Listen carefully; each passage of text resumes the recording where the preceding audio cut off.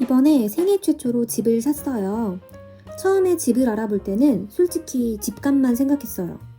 근데 계약하고 나니까 집값 말고도 무조건 나가는 돈이 있더라고요. 법무비, 공과금, 중개비 등. 오늘은 제가 주택 취득 시 드는 비용, 그리고 비용 이후의 이야기에 대해서 얘기해 보려고 해요.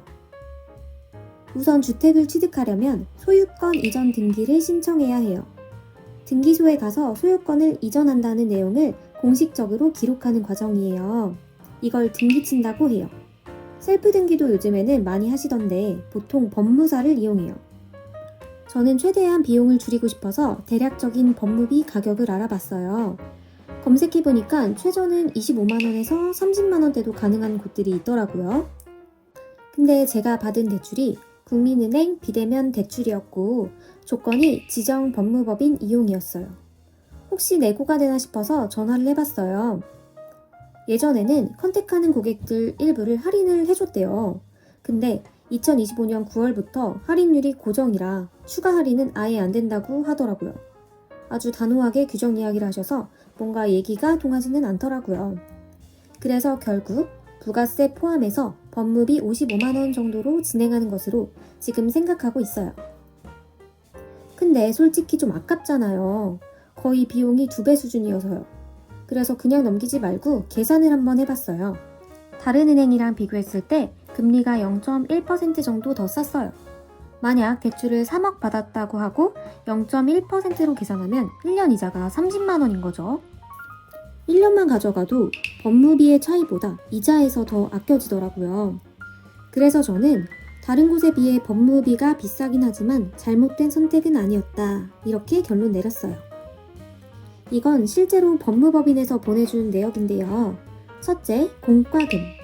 취득세, 교육세, 농특세, 등기수수료, 인지세, 국민주택채권. 이건 전부 공과금이에요. 협상 안 되고 나라에 내는 돈이에요.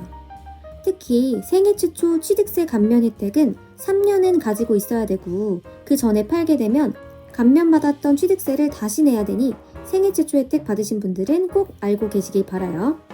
둘째, 법무사 보수. 이건 법무법인마다 금액이 다양해요. 견적 비교하는 걸 추천해요. 이 외에 부동산 중개비까지 신경을 쓰셔야 됩니다. 그래서 집 살 때는 집값만 보면 안 되고 이 돈들까지 포함해서 예산을 잡아야 되더라고요. 근데 이 돈들 끝이 아닙니다. 저도 이번에 알게 된 내용인데요. 비용 처리가 가능한 내역들이 있다는 거예요. 우선 주택 가격이 올랐고 그걸 팔 때 그 차익에 내는 세금이 양도소득세거든요.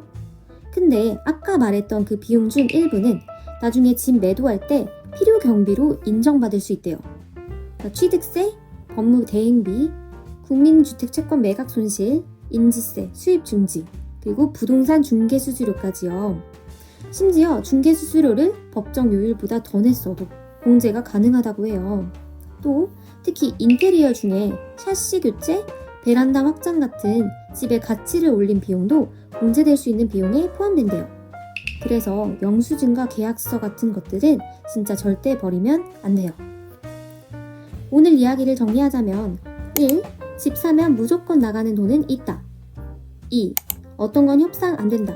만약 협상되는 건 적극해보는 게 좋다. 3. 하지만 나가는 돈 중 일부는 나중에 비용 처리가 가능하다. 저는 생애 최초 실거주라 최소 3년은 가져갈 예정이고 이 조건에서는 지금 선택이 크게 나쁘지는 않았다고 생각해요. 그러니 집 사기 전에 꼭 직접 계산해보시고 전략을 짜시길 바라요. 다음 영상도 도움되는 이야기로 찾아오겠습니다. 여기까지 봐주셔서 정말 감사해요. 제 이야기를 들어주신 분들, 구독과 좋아요도 부탁드려요.